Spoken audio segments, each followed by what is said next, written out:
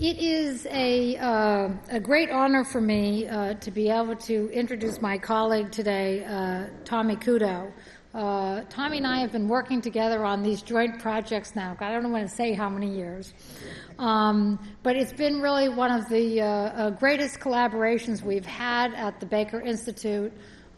We have tried every form of sushi and sashimi they have in Japan on our different research trips, and we've all really enjoyed the last 2 years. We've had really a great group on both sides of research, and we have our American study out today, but in a few days we'll have the Japanese study on our online on the web as well. So I just really want to thank them for all the hospitality and cross communication of ideas and exchange of ideas.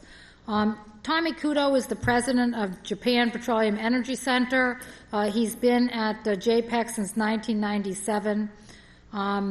He has also had a long and illustrious career at METI in Japan, and has served here in the United States with the Japan External Trade Organization in Chicago.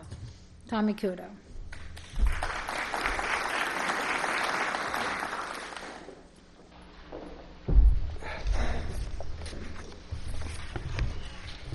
Thank you, Amy, and good afternoon, everybody. It's a great pleasure and honor to me to make a presentation of this distinguished conference. Maybe this is a privilege that gave today JPEC is one of the sponsors, gave the sponsor the chance to speak about these matters. Recent high prices level of oil once again remind us of the reality that oil has a strategic nature and should not simply be regarded as an ordinary commodity.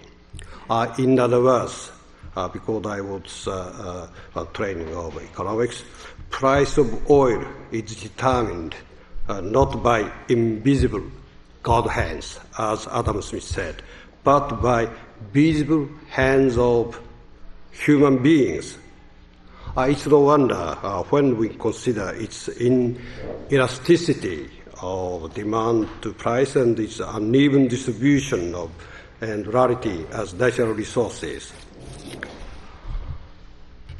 Having awakened to the nature of oil again, many countries have been reviewing their energy policies and making new plans for policy implementation. Japan is no exception to this trend. In last year, Japan devised its new national energy strategy, which states Japan's goals and measures for the year 2030. My speech today is about Japan's energy strategy in reference to this new strategy and with particular focus on oil. Today's speech consists of 4 parts.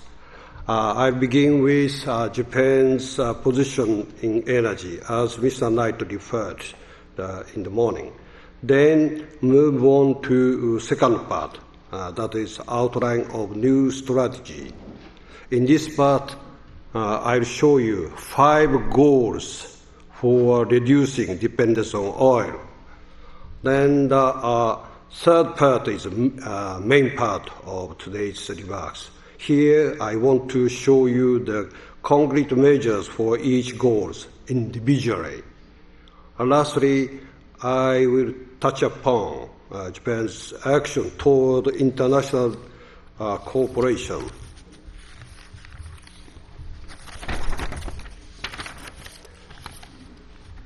So now let's start with position of total primary. Japan is the fourth largest consuming country of primary energy in the world after US, China, and Russia. As for share of oil, it's amount to around 50%.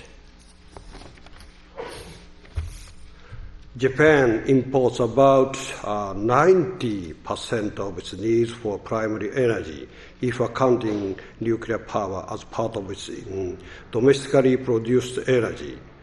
If excluding nuclear power, then Japan depends on the import for about 96%, so increased so much.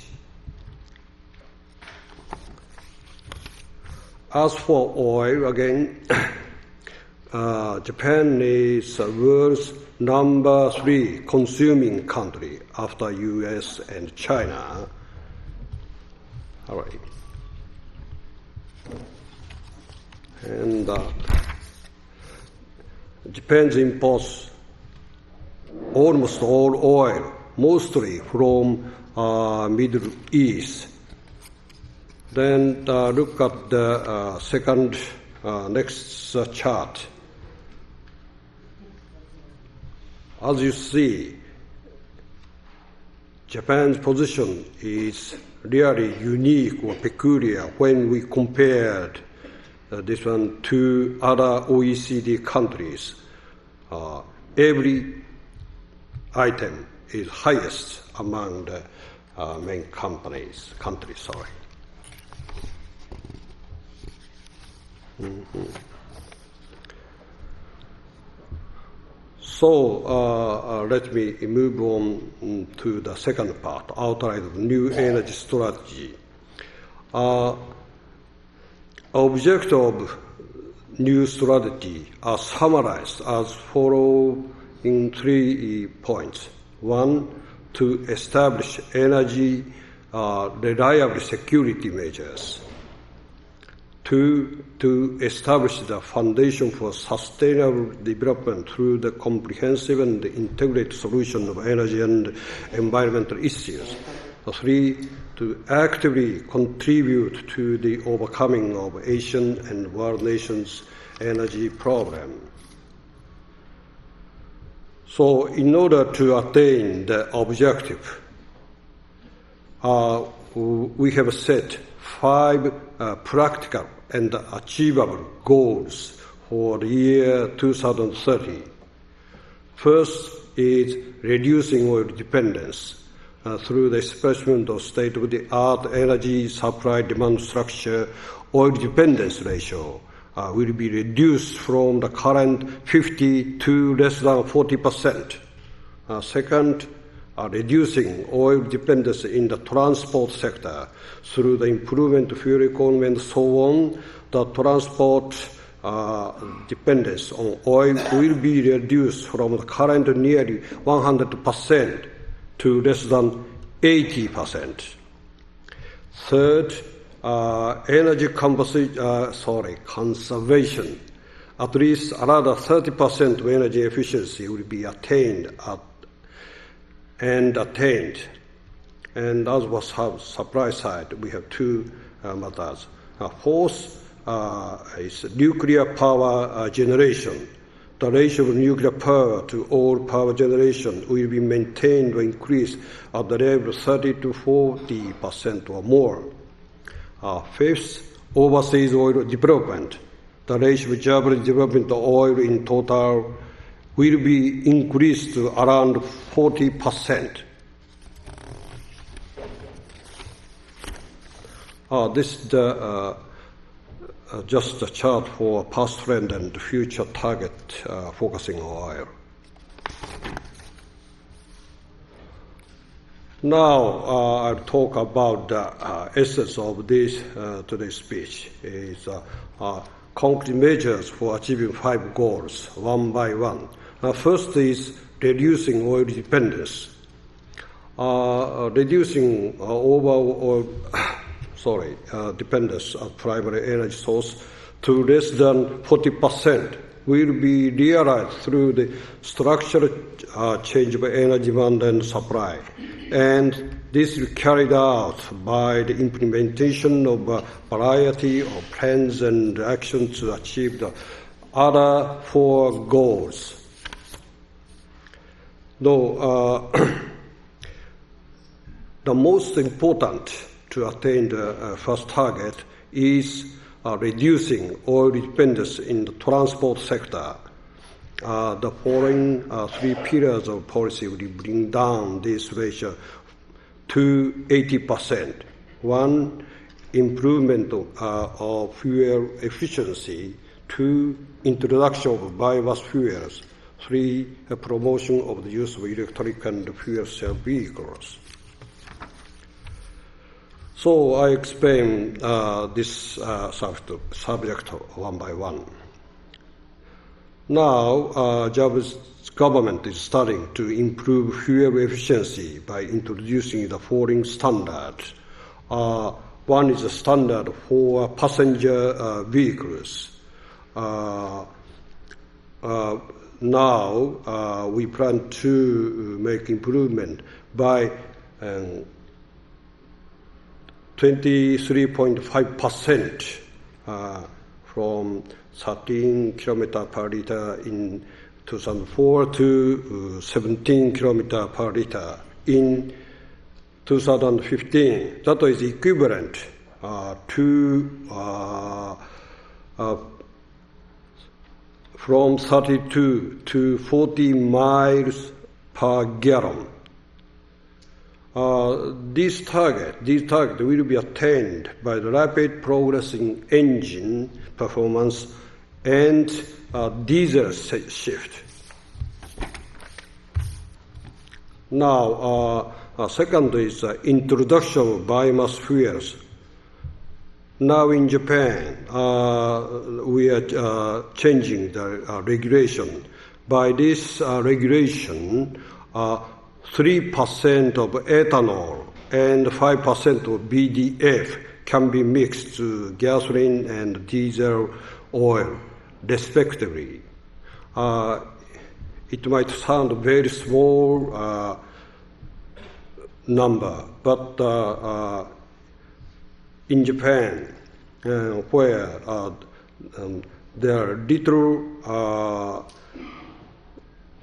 production of ethanol and the oil, BDF, it's really substantial amount of amount. So anyway, as for ethanol, now we are introducing in the form of ETBE. Also, introduction of diffusion biofuels and raising their mixture ratio now is under study.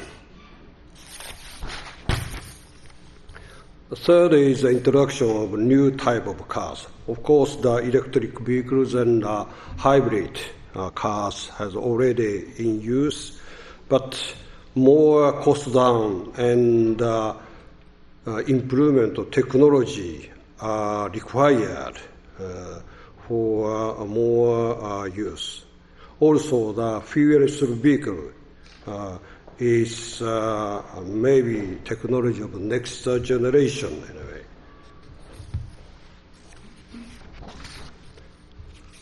So now I want to move to the third goal, promoting energy conservation.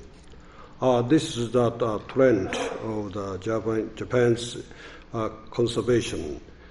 Having achieved almost 40% energy efficiency over the past 30 years, Japan has become the top country in energy conservation. Next page.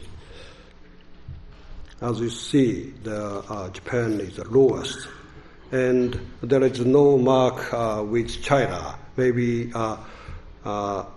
China consumes almost 10th higher than Japan. The number is 9 by this. Yeah. when we see the trend of consumption by sector, the industry has remained generally steady and flat since the oil crisis. In contrast, household transportation have showed a significant increase, as you see this by chart.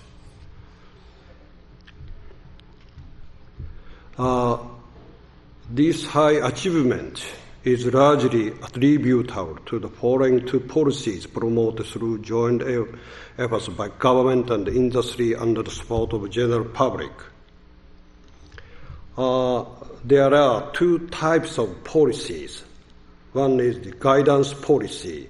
That is the policy or conservation policy through rationalization and modernization by industry or enterprises. The other is Top Runner program. That is through the development and diffusion of new products or commodity. That's a really different type of policy. And I've showed, and this is just an image of the guiding policy. And I just touch upon the introduction to Top Runner program. A Top Runner program is a system in which the best performance of the facilities, plants, and etc. already in practical use is adopted as a standard for energy efficiency. This program was originally introduced to home appliances such as refrigerator and air conditioners. By this program, a substantial number of commodities achieved 10 to 30% of energy savings. So now we have set a very ambitious new target for energy conservation. New target of further 30% of improvement is no doubt an extremely ambitious strategy for Japan, as its starting level is already so high that there remains very little to be saved in excess of its barest minimum. Also, unlike the industrial sector, the household and the transportation sector are facing greater difficulties in improving energy efficiency, as they rely upon the individual efforts and behavior. So, policy direction for the realization of new targets is very difficult to attain, but we are setting the following 3 points. One is the establishment of technological strategy for energy conservation. All knows that technology plays a key role for breakthrough these barriers. For the purpose, through the reviewing the issues for R&D and their implementation system, a comprehensive and efficient technological strategy should be worked out again.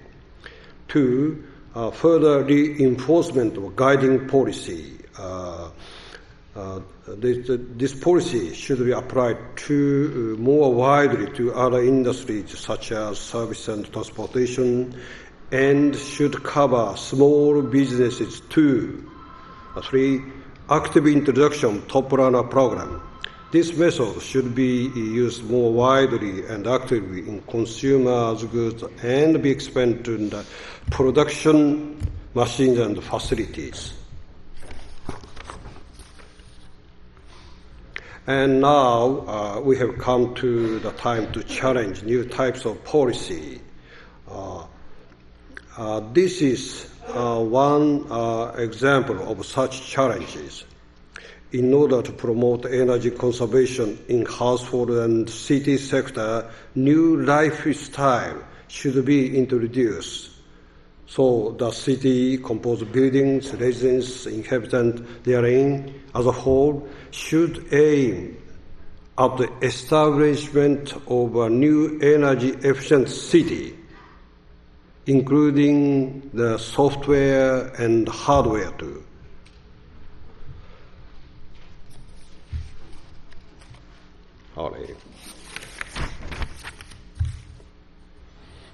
So now we have come to the fourth goal, advancing nuclear power generation. As I said, nuclear power is a source of energy excellent in supply stability and free of CO2 emission. Japan has been actively engaged in its introduction to achieve the following result. And now, presently, Japan has 45 units of nuclear station reactors, and the total capacity of power generation amounts to 50 million kilowatt, and our share of the nuclear power is about 30%. Of course, Japan is facing the issue such as the need for a large investment fund and disposal of radioactive waste.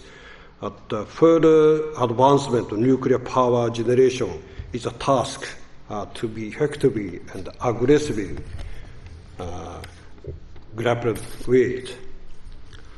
So even after 2030, Japan should aim to bring its usage ratio to above 30 to 40% of the power energy volume. And this policy, based on the current light water reactor, which system was introduced from the United States in the past, and the early practical application of the fast breeder reactor and so on.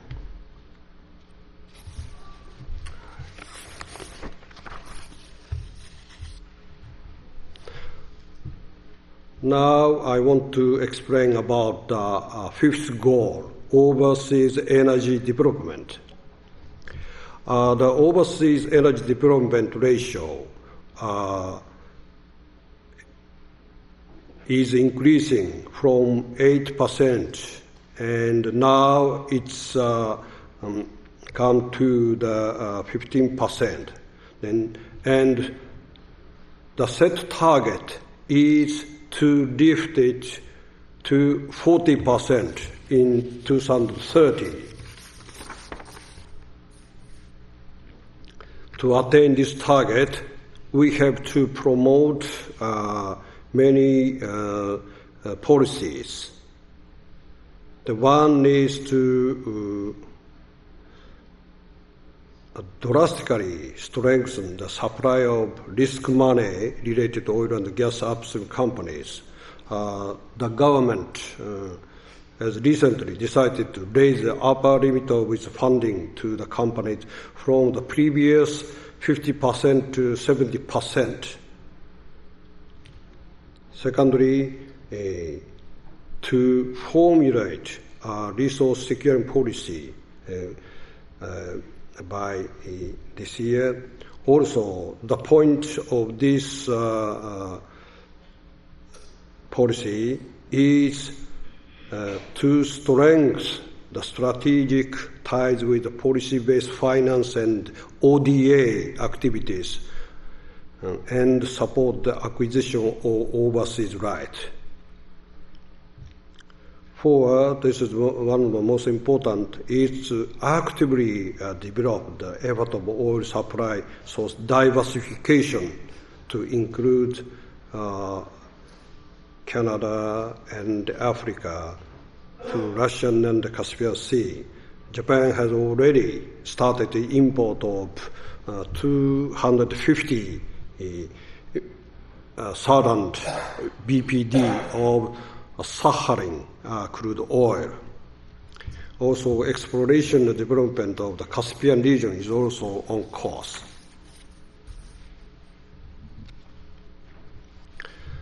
Now we have come to the last part, international cooperation. International cooperation is indispensable for a solution of global warming and international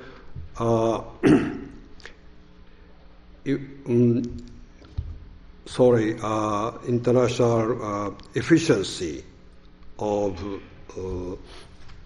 energy. So this part will consist of 5 policies. First is to promote energy conservation based on Asian Energy Conservation Program. Second is to promote the new energy cooperation in Asia. Third, to disseminate the clean use, production and safety technology of coal in Asia, which includes cold liquefaction technologies. I'll skip the Skopine system. Four is to promote regional cooperation on nuclear power for peace use in Asia. We have already started a dialogue with several countries. For example, regarding Indonesia, biomass energy and nuclear power are the most interested subjects. Also, with China, energy conservation and coal liquefaction, which technology is most progressed in Japan, now underway.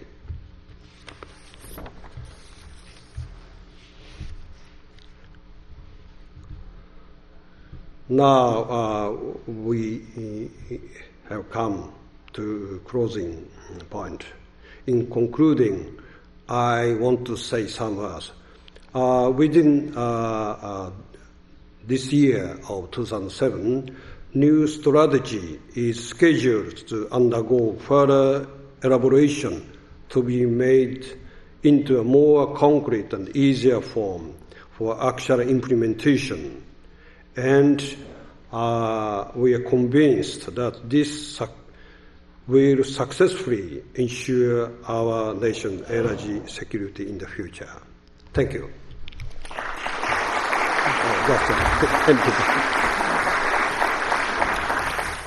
have any questions from the audience?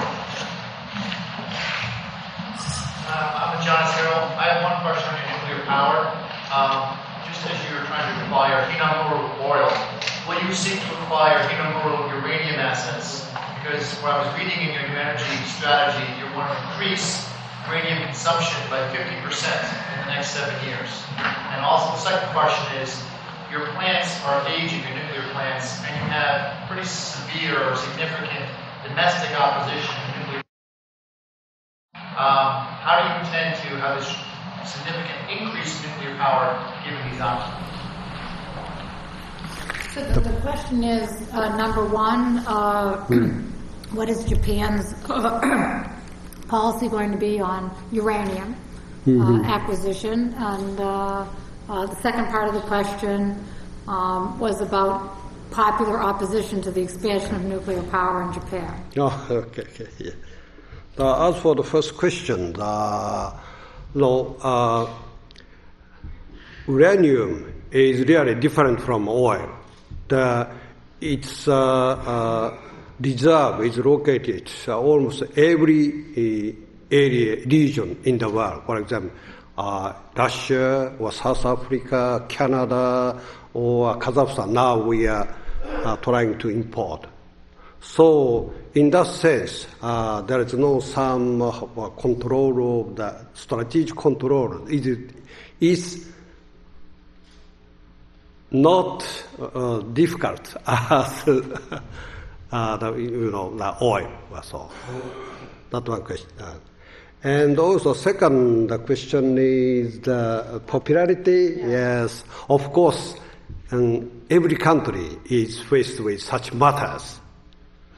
But as the global warming, issue of global warming has become more serious and serious, so general public of Japan, maybe, I suppose, is going to be forced to understand the nuclear power is one of the most realistic solution for that kind of issue. Thank you very much. Okay, thank you very much. Okay, we are going to move on to our afternoon session now, and I just want to talk briefly a little bit about the format. We're going to present the economic modeling study, but then we're going to go on to having sessions about the case studies. And I just wanted to explain that each case study author is going to come and make a presentation, but they are not going to give an overview of their research. We have chosen one particularly interesting area from each case study that the authors will be talking about, and that is because we have, they're very long case studies, and we have a limited time, so I just wanted to explain that. So I'm going to turn the program over to my partner in crime. We have another energy fellow at the Baker Institute, Kenneth Medlock, who is our premier economic modeler, and we like to take pride in him. He started here as a graduate student, so and is now one of the leading economists. Ken? Thank you, Amy. Okay, as Amy mentioned, we do have a limited amount of time in order to get through all of these wonderful presentations you'll see this afternoon. So in order to facilitate speed, I am going to forego introducing very long introductions for all of the speakers. You can look at their bios in the program if you're actually interested in what all they are involved in. What I'm going to do is just introduce them by name and affiliation. That way we can move through the program at a fairly quick pace. So let's go ahead and start session 2 with Peter Hartley. He is an economist here at Rice University. He's going to be discussing some of the work that I was involved in. So Peter, the floor is yours. Thank you very much. Yes, this work is very much joint with Ken, and I guess I'm chosen to give the presentation mainly so I can practice before I have to give it next week. So Ken could have been up here doing it instead. The basic idea behind our approach in looking at an economic model and doing the empirical analysis was that sort of right at the outset of this project, we conceived of there being sort of two approaches to analysing this question, if you like. And one of them is the case studies, which really emphasise a lot of the differences between the different NOCs and enable us to compare them by looking at a lot of the differences. The other approach is to try to see what they have in common.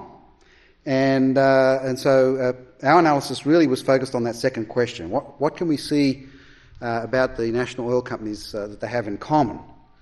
And we can learn something from trying to see what they have in common, as well as trying to look at the differences and contrasting them. So we approached this with in two ways. One was, to begin with, we sat down, Ken and I mainly sat down and thought about what it is about the national oil company institutional form that might make a difference between a national oil company and a privately owned oil company.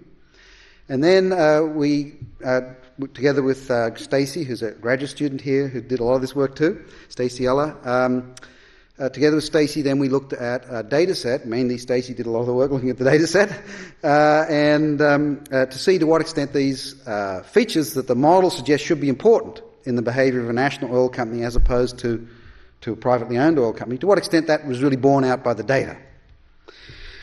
So what I'm going to do is talk first of all about the theoretical model. And so our basic approach was to think about a national oil company as, what we say here, an intertemporal optimizing entity. It has to be intertemporal because, by the definition, you're mining oil. If you don't mine the oil today, you've got it there to mine tomorrow. So you have to take account of the intertemporal trade-offs. And by optimizing, what we really mean is sort of goal-directed. So the national oil company will have its own set of goals. And as Amy mentioned in her presentation, we think about the international oil company as trying to maximise the present value of the profits or the value of the resource.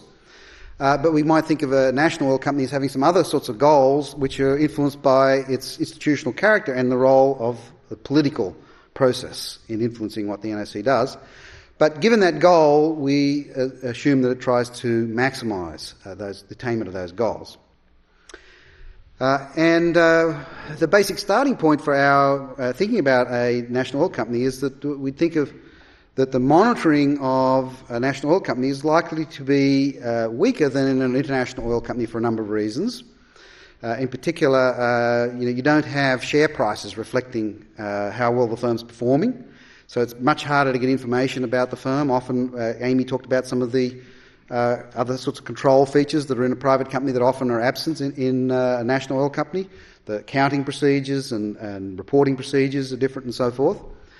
And then also the fact that the company is overseen by politicians who, in a sense, are the standing in for the citizens who you can think of as the owners of the firm. They're going to have different goals than maximising wealth. They're going to have some political goals. And so you might think the NOC, we expect the NOC to be pressured to increase employment in the firm maybe, or other domestic inputs, to provide benefits to consumers who may be another special interest group that the politicians are sensitive to. And then, as Amy mentioned too, you might expect that the politicians may have a very short time horizon, particularly if they don't expect to be in office for very long. And that would pressure the firm to produce revenue much more quickly. And we represent that in our model with a high discount rate. And then without these concerns, of course, the NOC problem or the NOC optimisation problem then becomes the same as essentially a private monopoly. But what we're going to compare, and I say monopoly because they would still have a monopoly on the domestic market if there's no competition domestically. But we're going to compare the NOC then with an efficient case where the consumers are treated identically with the taxpayers and are neither taxed nor subsidised.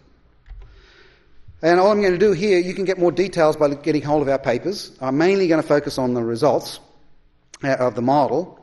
And so what we found is basically represented in these four pictures. So in these pictures, the blue lines correspond to the national oil company as we modelled it with these other objectives and a particular parameterisation of our model and set of values we calculated numerically, the path of production. So what you see here is the path of production at first, increases and then decreases with a long tail. And you can see the national oil company does indeed have much more production earlier on and then less production later on. It also invests less in reserves than the efficient firm would. So here's as we've talked before, so we'd see less investment in reserves. How does it then achieve, given it has less reserves, how does it achieve more production in the short run? It achieves it by much greater level of employment. So we see here the model saying that there's a strong incentive here to overemploy labour, particularly in the short run, but actually throughout the life of the resource. And then the cash flow as a result of as Amy mentioned this as well, the cash flow from the national oil company is going to be less than is the case in an efficient firm. So the national oil company will be able to achieve some of these other political objectives, redistributing to other groups and so on, but it's going to be at the expense of a lower overall cash flow, and in particular a lower present value of cash flow, getting less value out of the resources. Where does that all come from? We illustrate that in the next two sets of pictures. So one of the factors that we mentioned is that it's likely to have a higher discount rate. The firm's likely to have a higher discount rate. And so the higher discount rate means that there's an incentive actually to move the revenue forward, so you get it much more quickly. So we can think of Hugo Chavez pressuring PDVSA to produce a lot more revenue now. So if you look down here at the cash flow, so the blue line here represents a small increase in the discount rate, And if you compare that with the zero, so what's happening here is we have an increase in cash flow. The change in cash flow is positive for a certain period, up to 10 years. Then it's negative thereafter. And if you try to increase the discount rate even further, so we're going to pressure the firm even more to produce revenue much more rapidly, you can only increase cash flow a little bit. So here we're doubling the discount rate. You can actually also move cash flow toward the present, but not much more than in the case where you increase it by 50%. You move the cash flow forward by moving production forward, in particular too here by changing employment, and then actually investing less in reserves. Here's the zero line. So in both these cases, the higher discount rate. So in the blue case, actually, there's a little bit more investment in reserves in the short run, actually. That's one way the firm moves cash flow to the present. But if you keep on increasing the discount rate, they actually just invest less in reserves overall. The interesting thing about this is that we found very interesting was this result down here. So we also argue that the National Oil Company will have a tendency to overemphasise employment. So you do indeed get, if you have this increased incentive to employ people, an increase in employment, not surprisingly. But the interesting thing we discovered is that the high discount rate and the incentive to employ more workers go together and reinforce each other. So in both cases you have this real strong incentive to invest in employees. And then the employment subsidy also causes them to move cash flow to the present. So all these distortions actually reinforce each other to move the firm away from efficient behaviour. And then a third one is that we assume that the firm, because of political reasons, there'll be a strong incentive to try to subsidise domestic consumption. And the interesting thing is that also moves employment to the present, increases employment in the short run. And that was something we hadn't expected when we set out on this analysis, that all these various political interventions actually reinforce each other, and all of them have this big incentive to result in overemployment. So that's sort of a very brief whirlwind tour of what the theory says. Then what we wanted to do is do our empirical analysis. We looked at some data. Let's see if this is borne out by the evidence. And we did indeed actually develop the theory before we looked at the evidence. A lot of cases people say they do that and they didn't do it, but actually we did. So Stacey basically did a very fantastic job collecting a sample of data from 80 firms over the period 2002 to 2004, and using energy intelligence, but not just energy intelligence. She went back to company reports and cleaned this data and did a fantastic job. We have a nice clean data set. And she collected data on revenue, reserves of natural gas and crude oil, employment, production of natural gas, crude oil and crude oil products, and the extent of government ownership share. And then we used two different methods to look at the relative efficiencies of the national oil companies and the private-owned firms. One of them is data and development analysis, the other stochastic frontier approach. And motivated by the theoretical model I just talked about, we use revenue as the output. So each firm has an incentive to generate some revenue, but our model says the National Oil Company would be deviated from that goal to some extent by these other objectives, but revenue will still be one. The government still wants revenue from the firm. And, of course, shareholders want the firm to earn revenue.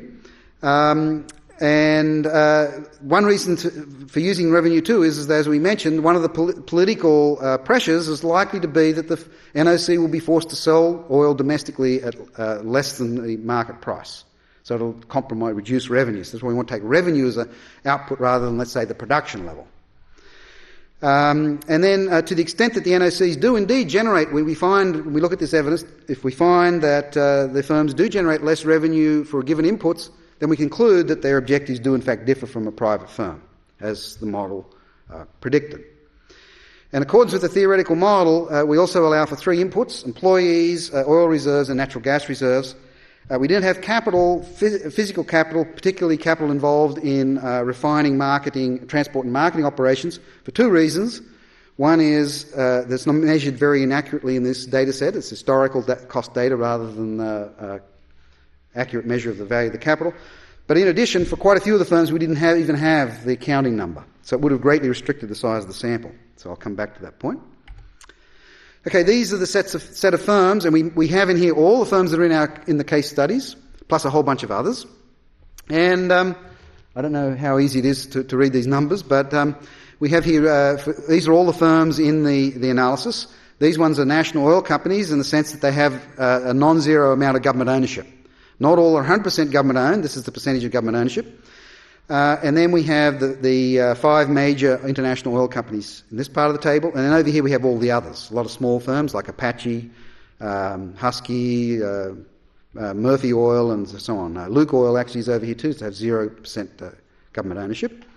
And one thing you notice right away in this table is if we look here, we've also got revenue per employee and revenue per reserves, barrel of oil equivalent. And you'll see that the major IOCs, revenue per employee, average revenue over this period, 2,865 versus 1,600 for the intermediate firms, only 1,000 for the NOCs. And then if you look at revenue per unit of reserves, barrel of oil equivalent, 15.28 versus 11.24 versus 5.23. So right away, those numbers give you some indication what we're going to find. This was actually for 2004, this data. We actually had it for 3 years.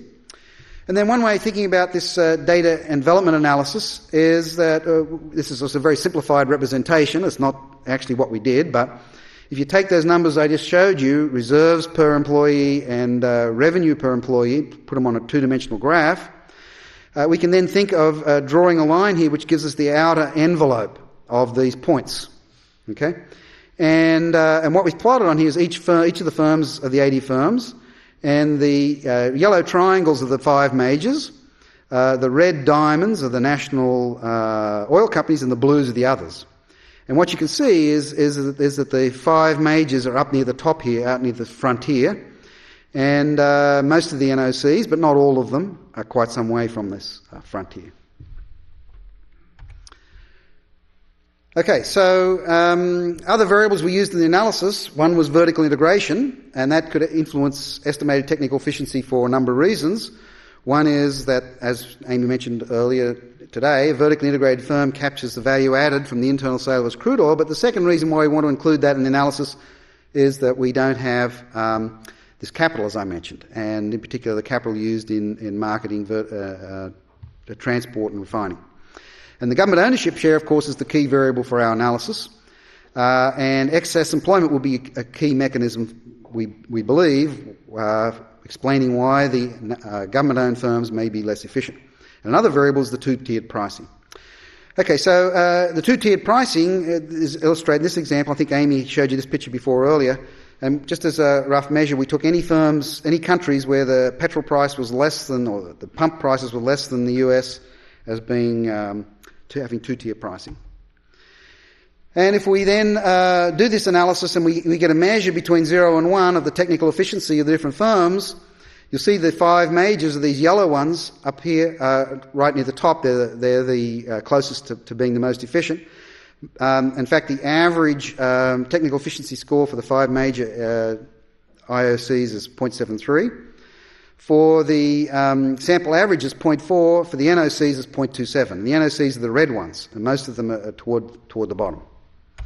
And then what we did is, if we include these 2 measures, the vertical integration measure and the government ownership, you can see that basically what happens is the measured efficiency, once you account for those 2 factors, moves much closer to 1 for nearly all the firms. So in other words, what that's saying is the original inefficiency, as measured inefficiency, can be explained by these 2 factors. One of them the vertical integration measure, the other the government ownership measure. Then the next set of analysis we did was we did the stochastic frontier estimation. And so now the estimated technical efficiency is assumed to be constant over the 3-year period. So we have to add in year effects because, of course, the oil price was changing, and that's what these estimated numbers down here show us. So the constants, you have a year effect that increases in year 2 and year 3 relative to first year. This first model is like this straight DEA model I just talked about. Then what we do is we add in the effect of government ownership share and the vertical integration. The vertical integration has a positive effect on the ability to generate revenue. The government share has a statistically significant negative effect. And this is statistically significant at 1% level, basically. The 3 stars mean that. And of course, our employment contributes positively to the output, or to the ability to generate revenue, and natural gas reserves also contribute positively. Then if we add in the 2-tier pricing, that has a negative effect on their ability to generate revenue, and now the oil reserves become significant, as they should be. And then finally we've got this interaction term, and this is a similar picture that I showed before. Basically what this shows is that after we've got all these factors in here, We could draw a line along here. A lot of these firms are very similar efficiency. The main ones down the bottom, you probably can't see, are Russian firms. So the factors we haven't accounted for, there's obviously a Russian factor, in quotes. So for some reason, the Russian firms, whether they're government-owned or private, are less efficient. Here's some other indications of model adequacy. I'll skip on in the interest of time. Interpreting these results, I think I've already mentioned this. Obviously, the verted integrated firms generate more revenue. Government ownership has a negative effect. Domestic price subsidies, we found, were one important reason why the firms generate less revenue if they're government-owned. And the final thing here is we found that this interaction effect is significant. What that means is that the labour in government-owned firms is much less productive. Then the higher the degree of government ownership, the lower the productivity. And there's still this negative effect of government ownership. Final slide, concluding remarks. Theoretical model implies that government ownership will redistribute revenue via overemployment and underinvestment in reserves and by subsidising domestic consumption. Many of these influences reinforce each other. Our evidence confirmed that increased government ownership makes the firm less effective at producing revenue from employment and reserves. We found further specific evidence that overemployment was a strong common feature of the government-owned firms with this interaction effect, and the domestic price subsidies negatively affect their ability to generate revenue. The relative technical inefficiencies of the NOCs, which were observed when one considers only the commercial objectives, are largely the result of governments exercising control of the distribution of rents. The foregone revenue will, however, reduce government spending on other items or else require higher taxes. And we would argue that product subsidies or overemployment in a national oil company are generally an inefficient way, compared with taxes and transfers, an inefficient way of redistributing income. Why is that? Well, for example, if you're going to subsidise prices, an awful lot of people who are driving cars in these countries aren't poor. If you really want to help the poor people, you can do that much more effectively with a transfer scheme that's related to the person's income, not how much they drive a car. And if you really want to raise revenue, rather than have a very narrow tax on the NOC's operations, a broadly based tax is going to be a more efficient way of raising revenue. So in each case, the government's redistributing income, but there are probably more efficient ways of plucking the chicken.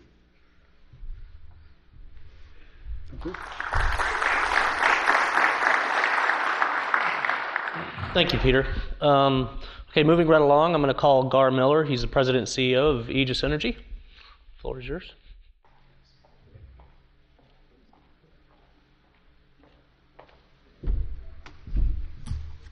Okay, thank you, Ken.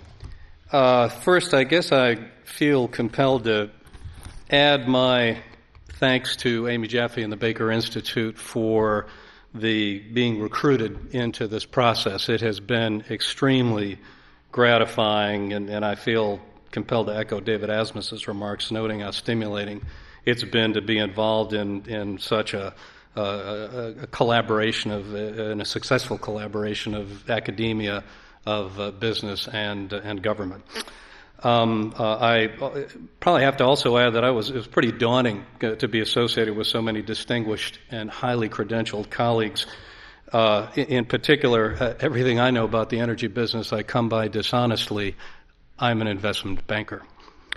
But getting on to what Aegis was recruited to do, along the same lines of Peter's analysis, we were simply brought in to try to show how a financially oriented organization looks at performance and how they measure performance. And in particular, our job was to look at these various organizations to see where the differences were, or indeed if there were any differences, and in particular if in distinguishing between the IOCs and the NOCs there were any particular advantages or disadvantages. We looked at a huge data set. Again, anyone who's involved in the financial business, these will all be very familiar. Highlighted in blue are some of the measures that, rather than distinguishing between companies in absolute terms, may give us some insights into relative performance. A very different approach from the very rigorous statistical approach that Peter took in terms of not trying to model and have any predictive effect, but literally just trying to see what the evidence appeared to be. Again, focusing on operating and financial performance, and these are measures that any equity research analyst or chief financial officer would be very familiar with. Now, in the universe of companies that we looked at, obviously we looked at the super majors and the integrated majors. You'll forgive us for the names here. This was a data set that was developed in late 2004, and Chevron Texaco was indeed known as Chevron Texaco. Total was known as Total-Fina Elf, but the names have changed. And in the privatizing group, and again, these were, in most cases, former NOCs or firms that were in the process of making the transition from being NOCs. Both Lukoil and Petro-Canada, by the end of 2004, were completely privatized, but they completed their privatization in that year, so they got included in that group. Now, just to highlight, I'm going to be very brief here. All this material is on the Baker Institute website. I would invite you to look at it all. You're certainly welcome to use it with appropriate attribution, of course. But this is just a very narrow slice of some of this data.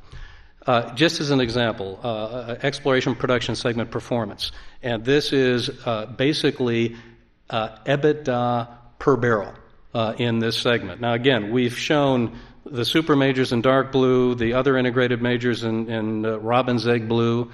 The brown are the privatizing companies, and then we've thrown in both Pemex and PDVSA. Now, PDVSA's data is not comparable because all that was available at the time was the 2004 information. In the case of Pemex, we don't mean to pick on Pemex. Because they regularly access the international capital markets, actually have remarkably good disclosure. And I need to emphasize, and I'm sure as Peter and Ken and Stacy know, that the light of disclosure does not shine evenly in the NOC community. But the point is just here, taking a look at one, it looks like Pemex is way at the top of the range. It looks like PDVSA is way at the bottom of the range, and the privatizing companies are just about everywhere in between. I should also add that you could, in every one of these cases, come up with a reasonable rationale as to why companies are what they are or are different. Now, something that's interesting, just looking at refining and marketing segment performance, and again, this is EBITDA per barrel. In this case, we use refining capacity. And what you find is that you've got Pemex well above the averages, you've got PDVSA well below the averages, just as a point of comparison. You'll also note that Lukoil is off the Richter scale. And if you went to the previous slide, what you notice is Lukoil looks like they don't make any money in the upstream. And frankly, I would tell you that in 2004, that was a consequence of energy pricing and who owned refining capacity in the difference between crude prices and product prices in Russia. In the case of CNOOC, Amy noted this morning that they didn't seem to have much of a vested interest in fuel subsidies. That's because they don't produce fuels. They're not in the refining business. Lifting costs. Again, another area where you might find evidence of either efficiency or inefficiency among the NOCs. Pemex and PDVSA both, and again, recognizing PDVSA's data is not from the same year. Again, because the later financials weren't available at the time, look like they're above the averages. Again, it could be indicative of what some of the inefficiencies that Peter was pointing out in his analysis. Another one, reserve replacement costs. Now, PDVSA, by this measure, did terrifically well. Pemex, by contrast, did very poorly. Now, again, reserve replacement rates, among other things, include revisions. Revisions can be a function of overall energy prices.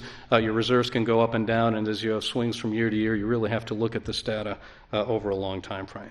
But again, a suggestion that there may be something a little bit different about the NOCs in terms of how they perform. And then, again, this is something both Ambassador Dreegen and David Asmus referred to earlier today.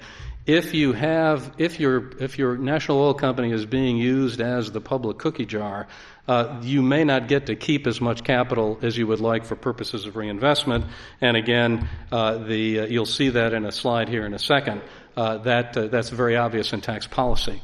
And again, employee profitability. It's hard to make a lot, at least initially, of the employment issue. Clearly, in some countries, the cost of employment in terms of an input an industrial input is very attractive as long as there's a comparable productivity relationship there. It shouldn't surprise folks that the countries to which places like the United States are outsourcing many service-related businesses also seem to use a lot of employees in their countries as well. The real key to us is look at some of these relationships to see if they are out of kilter with what you might expect based on the number of employees. And as I said, we just picked as one example. There are many others that we could have chosen, EBITDA per employee. The cash flow reinvestment, I think I talked about. And then finally, again, this is again why we like to pick on PMEX, because they are fairly transparent. But the orange bar here, and unfortunately there you can see the index, is taxes. PMEX has virtually, or at least in 2004, had virtually no net income. What they had was vacuumed out of by the Treasury, out of their Treasury, like an Electrolux. So it shouldn't be surprising that as an entity, they didn't have a high cash flow reinvestment rate. Again, this is just a slice of very few slides of a much, much larger database. We hope to have this updated for both 2005 and 2006 when the data comes out. It will get posted on the website. To the degree we can do any integrating with Peter and his colleagues in their database, we'll try to do so at least we'll get things on an apples-to-apples basis. But I think you'll find it quite useful, quite illuminating. And as we said, it's interesting to just notice these differences. As you can see, by our lights, there are differences between these entities. The comparisons, as we said, aren't always favorable. I think the challenge is that there is a natural symbiosis between the NOCs and the IOCs, and I think the trick for all of us is to try to facilitate that symbiosis and to nurture it so that everybody can accomplish their objectives, and that ultimately all consumers get their energy on the most efficient and secure basis. Thank you. Thank you. Thank you. I'd ask you to stay up here, actually, if I could, Garb. Peter, come on up. We've got about 7 or 8 minutes to field some questions, if there are any, from the audience.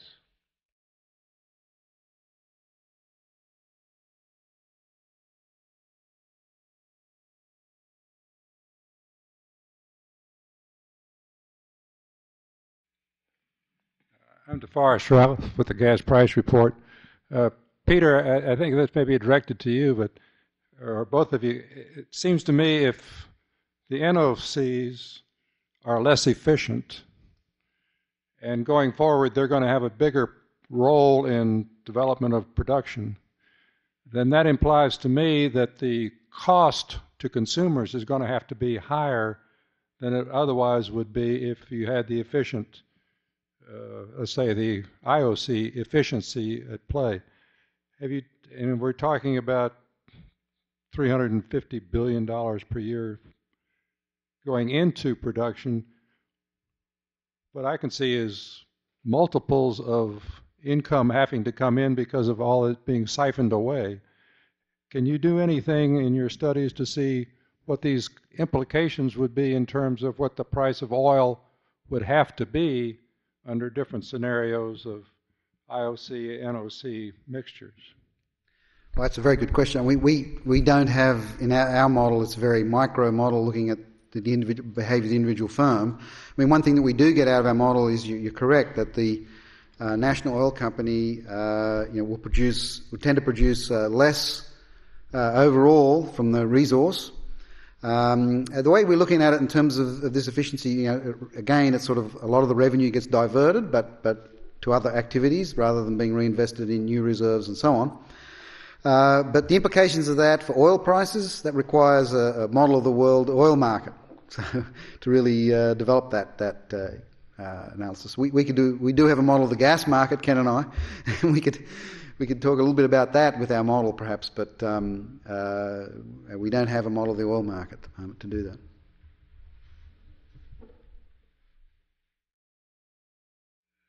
Peter, I thought it was very important that in the modeling you did of each of the country situations, particularly when you used the color coding, We had worked, Dr. Vandenberg and myself, on Petronas, and by definition, a state oil company doesn't have to be inefficient and corrupt. Okay, I think there's a fair amount of varying degree in this, and that'll eventually be dealt with in a quantitative fashion, I think. Mm-hmm. Well, actually, yes, if you look at some of the pictures I put up, some of the companies that were labelled as NOCs, you notice actually were close to the frontier. And I think Amy mentioned some of this earlier this morning. While we get a very strong, statistically significant negative effect of degree of government ownership on the ability of the firm to produce revenue, and tendency also for the two-tier pricing in the countries where there are NOCs, and that reduces their ability to produce revenue, and this incentive to overemployment. It doesn't have to be the case. And then how that shows up in our estimation, actually, in the estimation results, is that for some of these companies that have a high degree of government ownership but are nevertheless efficient, they have a very strong positive residual, unexplained. So once you account for the fact that the model saying government ownership should be a negative, if it's not a negative for these guys, they end up with a positive residual, unexplained positive. So yeah, it's important to notice that the difference. And that's what I started out by emphasising. I think that's where we first came to this project. We really conceived of the formal analysis as trying to identify features that are going to be in common. But then I think a real strength of combining it with the case studies is that the case studies also then really focus on lots of the differences and the individual factors that are very important for different companies. And I think it's important to keep that in mind. And I think Amy did a great job of summarising that sort of tension between the two aspects or the two views of the data that we've got as part of the study. One more question. In your research and investment criteria, whether to drill or acquire reserves, did you find that NOCs versus IOCs used a different weighted average cost of capital or kind of an arbitrary hurdle rate in making their decisions on whether to drill or acquire? I would figure the WACC for an NOC would be fairly low, but I just don't know. Well, actually, our model, we assume that they have a much higher effective cost of capital, and that's one reason why they, but part of the story there is that, you've got the politicians. They want the revenue now. They want their hands on the revenue now, so they can redistribute it and so forth. It gives them a very high discount rate. We didn't measure what cost of capital they actually use and compare that across firms, but we have indirect evidence. So the model tells us that if you have a much higher discount rate, you should have overemployment, you should have the sorts of things the model predicts, and that's what we tended to find in the data. So the data is consistent with this idea that they have a very high discount rate. So there's indirect evidence, but we didn't have any direct measure. Let me add, when you go and look in the case studies, some of the case studies do address that question, and indeed I did the case study for Saudi Aramco, and you're talking about an individual investment project. Saudi Aramco's hurdle rate is indistinguishable from the hurdle rate of the majors. Right? So it really probably varies NOC to NOC. I'm sure there are some NOCs that are going abroad and doing a project that's getting a 1% rate of return to capital, and they've chosen to do that for some other reason. Right. But there are some NOCs where they're using the same 15% as the industry. But if NOCs as a government entity, they can borrow fairly cheaply, wouldn't that say that they have a lower hurdle rate? No, but if the government is pressuring them to produce a lot of revenue very quickly, so if Hugo Chavez wants to have a lot of revenue now to redistribute, to what he wants to use it for, it's effectively like having a very high discount rate. So, whether what they're using sort of formally for the project analysis, there's going to be this bias. If there's a lot of political pressure, but the politicians are in control now to get the revenue right now, it's like the firm has to choose projects that have a very quick payoff. So it's like I'm having a very high discount rate. I have a question, Peter, and I don't think you do this in the model now, but I wonder if you have the capacity to do it. I'm really curious, what is the impact in the IOCs in operating alongside NOCs if they are forced in these projects to become more inefficient by your characterization? I mean, to do that, obviously, you'd have to be able to run the subsidiary companies separately. But do you have any feel for that from the part that you did? Not from what we did. The other problem we've got is this data is very coarse. It's just the overall firm's financials for over a 3-year period. So I think you need a lot more detailed micro-level data set to to capture something like that.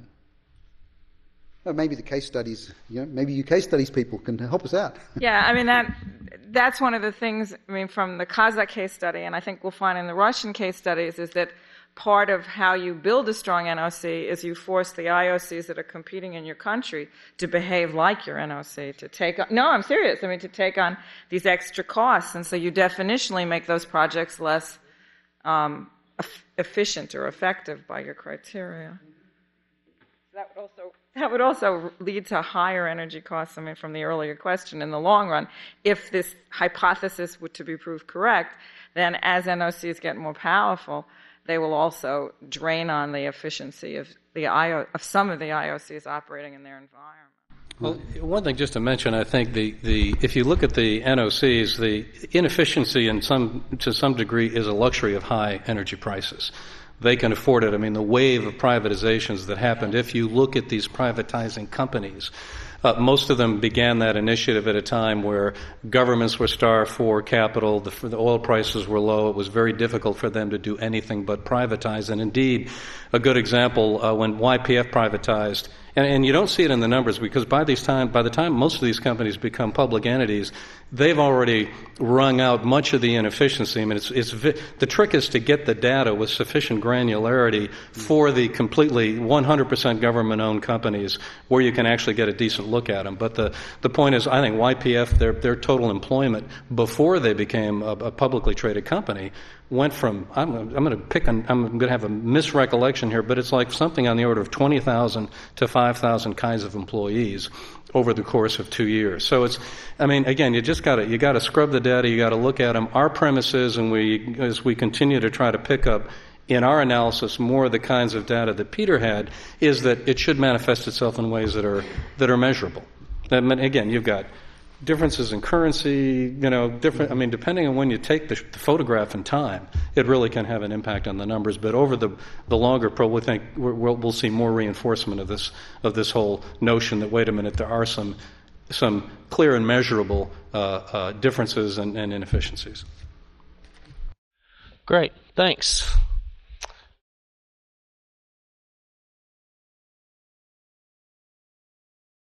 Okay, I'd like to go ahead and move right on into session 3. Our speakers will be focusing on NOCs as players in domestic politics.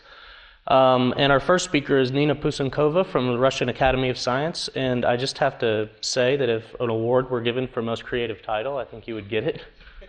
The floor is yours. So I am particularly grateful to Petroleum Energy Center at the Baker Institute for permitting me to do a study of Rosneft, because quite by chance I got my first introduction into the Russian oil business exactly in the headquarters of Rosneft in 1991. And since then I have been following its story, the way it unfolded, with the greatest interest, because as you can imagine, and that's why I called it the mirror of Russia's evolution, its saga during the 90s and now sort of very faithfully reflects what is happening in Russia in general. So during the 90s, the period of weakening state, strengthening oligarchs, total privatization, Rosneft was all going downhill. It was losing its most important assets, it was losing special functions, and gradually it declined from the former USSR Ministry of the Oil Industry into a very minor player, which accounted for about 5% of domestic oil reserves and domestic oil production. The only thing it did contrary to the fashion of the 90s, it very successfully resisted all privatization attempts during the time when oil assets were sold off. But nevertheless, it deteriorated, and all its troubles culminated during the financial crisis of August 1998, when people saw that Rosneft will be here no longer. But then a truly surprising thing happened. Sergei Bogdanchikov, probably now you've all heard about him, was appointed as general director. And nobody actually expected him to last a long time in this position, because he was neither a strong or well-known figure, nor was he supported by oligarchs. But surprisingly, he stayed, and you see what's happening now. On the one hand, of course, he had undeniable managerial talents. On the other hand, probably he turned out to be the right man at the right time at the right place. And let's say, if he achieved all this on his own, he could be considered a greater manager than Lee Iacocca and Jack Welch combined. But let's be frank, he had a very strong support from first Evgeny Primakov, the prime minister, then Mr. Putin, who consistently pursued the policy of strengthening the state role in the economy and in the oil sector in particular. And Putin wanted to have a strong state company to counteract the influence of oligarchs and private companies. Then, in 2004, Igor Sechin was appointed chairman of the board of directors of Rosneft, and you probably know that Sechin is believed by many to be the second most influential person in Russia. So, of course, it's also strengthened the positions of the company. So, the company quickly turned from a victim that it used to be during the 90s into a serious predator and started to acquire very choice assets. It became stronger and bigger. And you all know the story with Lugansk. Overnight, it turned into a real heavyweight from 20 million tons of oil production to 75 million tons of oil production. Then it held a very successful IPO, which was the biggest in Russia and the fifth biggest in the world. And in December last year, Sergei Bogdanchikov announced his ambitions and said that Rosneft would be equal to BP and ExxonMobil by the year 2010. So we'll see. I won't tell you a lot about its operating and financial indicators because probably during the IPO all this data was widely disseminated. Here is just a brief portrait of Rosneft. I would prefer to tell you a few words about the special role it plays in Russia's economy and domestic policy, which is actually what this whole project is about. So what is interesting? Rosneft had an old website before the IPO, very sort of Soviet-like, where it proudly positioned itself as the defender of the state interests in all spheres of economy, particularly the fuel and energy sector, as an efficient market mechanism of state regulation of economy, etc., etc. Then, before the IPO, the website was changed. It was just upped and made more Western-like, and it has no mention at all about the special functions that the company performs. Probably now, when it wants to join the ranks of super majors, it doesn't do to admit that it has any special role. But special role it does have, and indeed it's the national oil company in the sense that it performs certain additional functions on behalf of the state and gets certain rewards for doing that.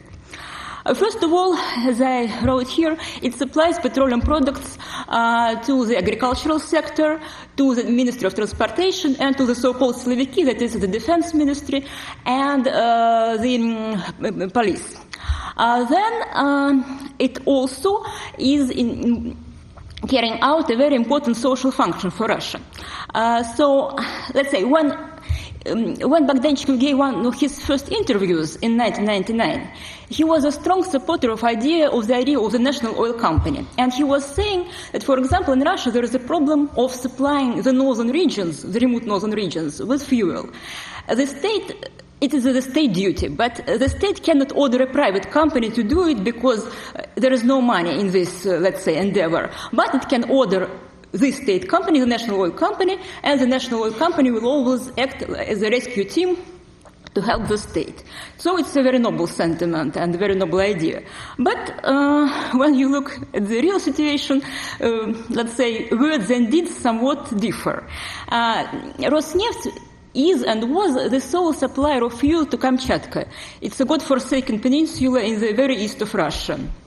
And in spring 2001, the peninsula was on the verge of complete energy crisis because there was enough fuel oil in storage houses of the capital of the peninsula, enough for just a couple of days. At the same time, a tanker with Rosneft's fuel oil was anchored in the port, and Rosneft refused to let unload the tanker until the consumers of the region paid for the debts to Rosneft.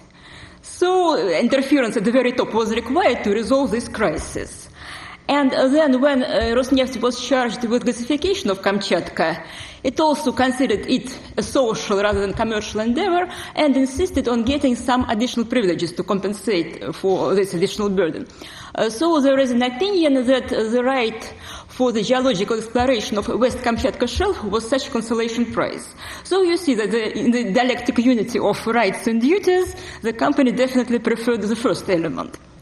Then also Rosneft is in charge of restoring the oil industry of Chechnya that was destroyed by war, and it's quite active in this sphere. So it's another special domestic function it performs.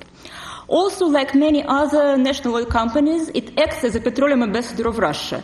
First in Kazakhstan, where it works with Kazmunaygas on Kurmangazy, and it's believed that, and Marta will probably tell you more about it tomorrow, and in general it's believed that it's one step aimed at restoring Russia's former influence in Central Asian republics. Then it's active in Algiers, where it does prospecting and exploration. The company itself says that the activities in Algiers are interesting from purely commercial point of view, but on the other hand, its activities there coincided with the intensification of Russian-Algerian political dialogue. So again, presumably there is some political undertone in this development. Then Rosneft plays a role, as I call it, Kremlin's watchdog in limiting let's say, foreign involvement in the domestic oil sector. And there were several instances when this role became quite apparent. You might have heard about the Battle of Rosneft for the Vankor field in East Siberia, where it defeated both the French Total and Yukos and established control over this field.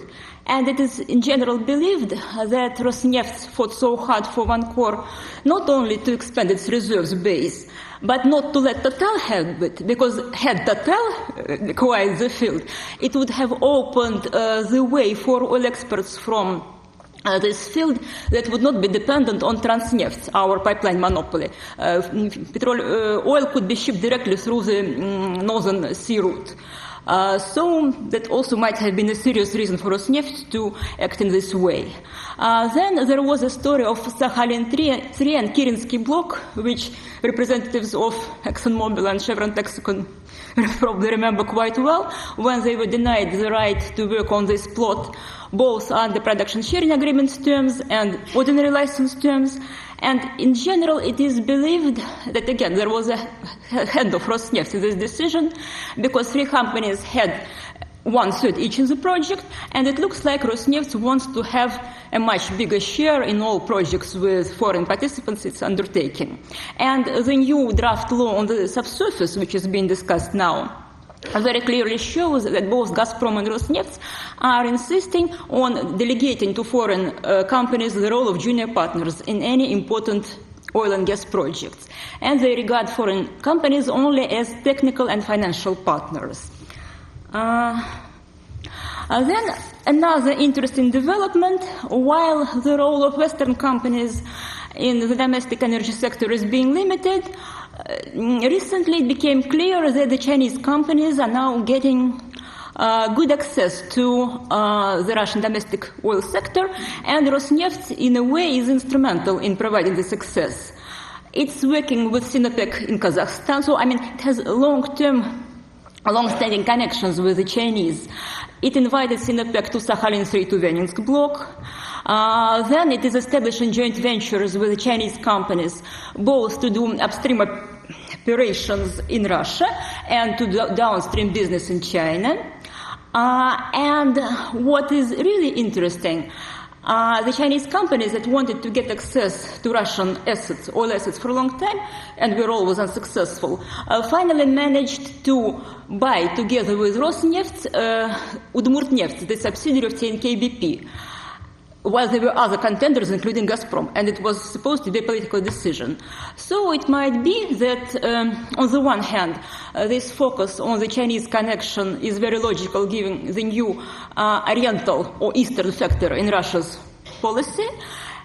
And there is a question, what role does Rosneft play in all this? Is it the tail that wags the dog? So again, some agreement with the Chinese might have been reached when they helped Rosneft to acquire Lugansk Neftegaz.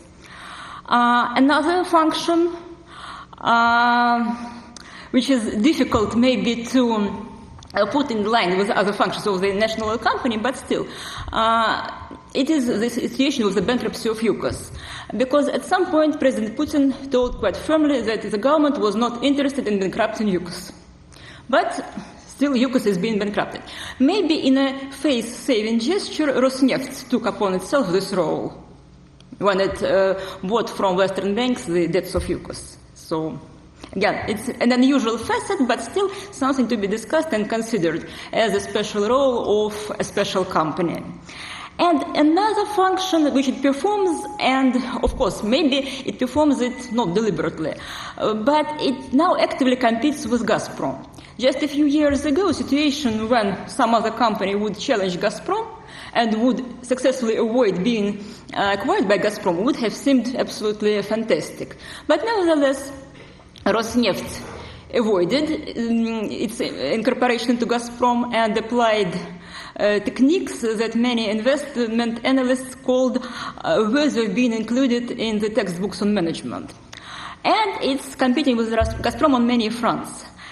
On the one hand, it adds uncertainty to the situation in Russia.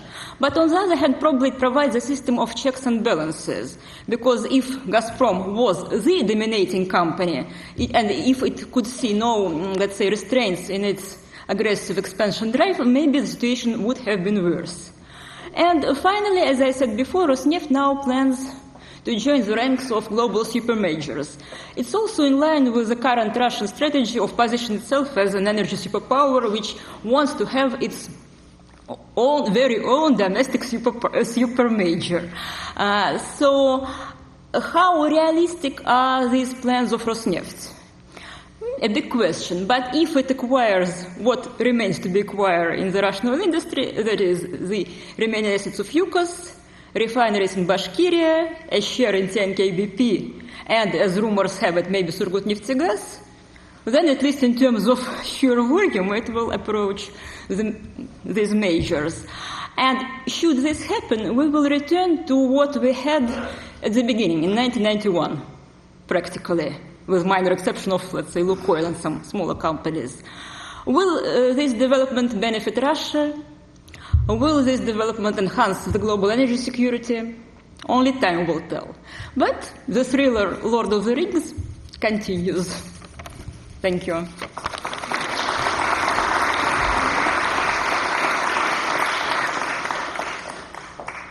Next on the agenda to discuss the National Iranian Oil Company and Iranian politics is Daniel Brumberg from Georgetown University.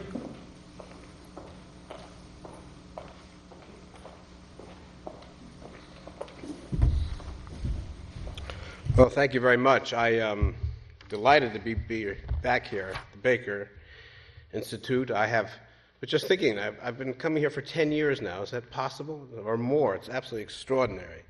And it's always nice to be back. I wish I could stay here longer than today. I was telling one of our distinguished colleagues that I'm a wholly owned subsidiary of my 3-year-old son, who insists that I get back as quickly as possible. But I will be joining the road show in Washington next week at Carnegie, and then we go further afield to Dubai, and I'm looking forward, I think, my back holds out to those meetings as well. I was thinking this morning as I was trying to get through to my head how to present this long and complex report to you in a few minutes and to get the central thesis across.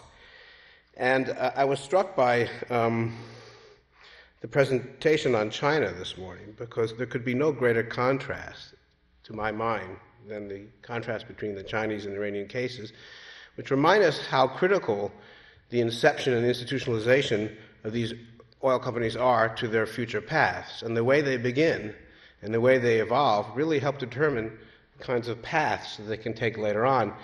And therefore, when we look at the case of the NIOC, we are reminded how path-dependent the Iranian case is. It's quite extraordinary. If the central problematic of this meeting is to ask to what extent will such a major oil company, one of the third or fourth largest in the world, national oil company, will be able to move dramatically and reform the way it does business, the way it extracts and sells oil, and in so doing contribute, make a greater and more efficient contribution down the road The bad news is that we can't expect major changes. Everything we saw today in terms of the charts, I almost felt like apologizing for Iran when I was looking at the charts this morning, because we are reminded how inefficient this huge company is. And the bad news is it's not going to change dramatically. In fact, I would add to this two other points. There is actually some good news along the way, believe it or not, and the good news is that Ahmadinejad has not prevailed, and he has not succeeded. He has not succeeded in going back and reinventing the old way that NIOC did business as a state monopoly over oil. It remains a state-sanctioned oligopoly. So Ahmadinejad has failed. But he has failed because the way the National Oil Company of Iran does business is increasingly insinuated in the entire Iranian political economy in ways that really prevent it from moving beyond the old patterns of state-controlled oil production and selling established during the 80s and early 90s. What we have with Ahmadinejad is a failure to reinvent Khomeini's populism, but not a failure to reinvent the way this national oil company does business, and that is in a highly inefficient way. And that is bad news. Now, what I'd like to do today in terms of my presentation is, if I may, keep this slide here and just read very briefly from the introduction and conclusion of our paper. And I would like to first signal very strongly what a critical role Ariel Ahram has contributed to this paper, and I am delighted that he will be able to stay on beyond my participation today to answer further questions, and I hope the toughest ones do go to Ariel in the next few days. I'm going to read from the conclusion, from the introduction and the conclusion of our paper, and then I'm going to use these slides to elaborate on a few ideas. I'm not somebody who's given to these sorts of slide presentations. It's not my style. But when in Texas, do as the Texans do. So I'm going to do my best to use these slides. I'm going to focus on some of the points and not others. But let me read from our introduction and conclusion to give you a taste of the basic conclusions that I think need to be emphasized. Since its establishment during the Mossadegh crisis of the 1950s, NIOC has faced two often contradictory demands. On the one hand, oil is a fungible economic commodity that must be traded to be valuable. NIOC must sell in the international market to generate revenue for the Iranian national treasury. The state can then use these funds as it sees fit. On the other hand, oil is an inalienable national patrimonial, a symbol of Iran's national strength. In this regard, NIOC's role is to guard this patrimony, ensuring that it is only used to the benefit of the nation as a whole. Crass economic calculations must be abjured in favor of equality and social justice. This paper considers NIOC as an agent within Iran's political economy, buffeted between these two often irreconcilable imperatives. The first section of this paper discusses the theory of how a national oil company, like the NIOC, functions in such a political economic nexus of high expectations and limited capability. As we shall see, NIOC is able to exploit ambiguities in the Iranian political system to forward its own institutional agenda, but remains bound by consideration of the stability of the entire system. The second part examines the history of the oil industry in Iran from its inception in the Karja dynasty to the present. The final section considers NIOC's role in the post-Khomeini era. In the post-Khomeini era, under Supreme Leader Ali Khamenei and his successive presidencies of Ali Akbar Hashemi Rafsanjani, Mohammad Khatami, and most recently, of course, Ahmadinejad. During this era, Iran has undertaken considerable, if sporadic, efforts at economic reform, and this is a point I'm going to return to. These reforms entail a reduction of the size and scope of the public sector, curtailing some subsidies, selling off state assets, and rationalizing foreign exchange practices. While private firms have entered both upstream and downstream oil markets, both NIOC and the regime itself have taken steps to mitigate the possibility of real competition, moving the oil company from a state-led monopoly to a state-led oligopoly.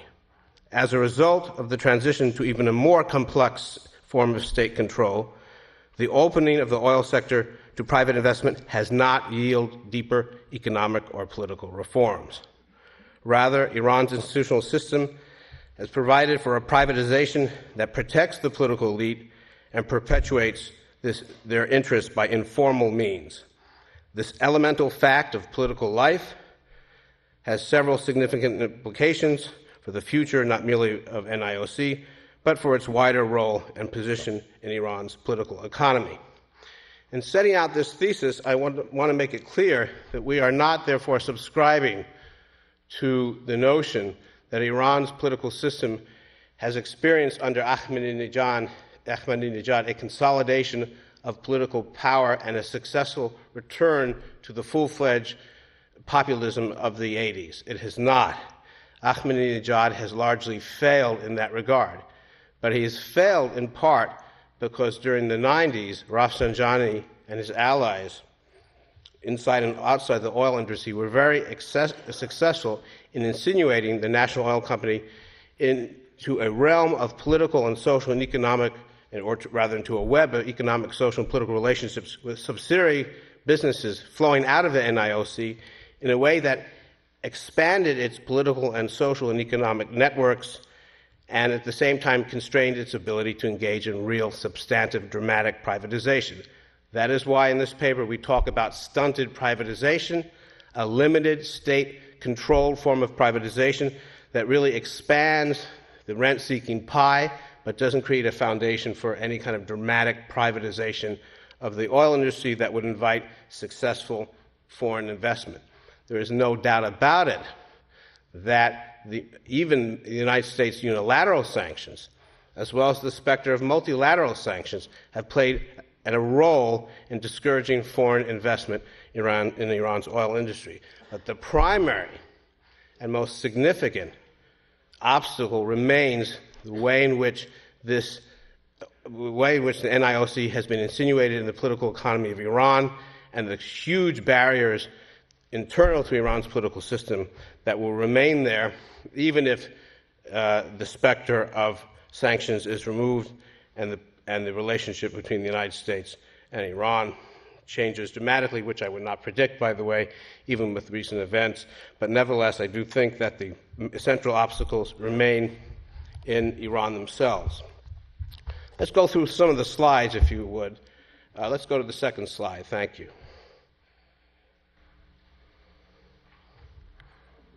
Oh, little button. You see, I don't know. Which button is that? Okay, all right. There you go. Okay, thank you. There you go. We have two slides about the revolutionary political base of Iran and the institutional parameters of Iran's political system. And the main point that I wish you to take away from this slide, as well as the next one, is the extent to which Iran's political system, and particularly the role that oil subsidies play in the overall political economy, affects almost all the political players on all the political spectrums and all the political institutions.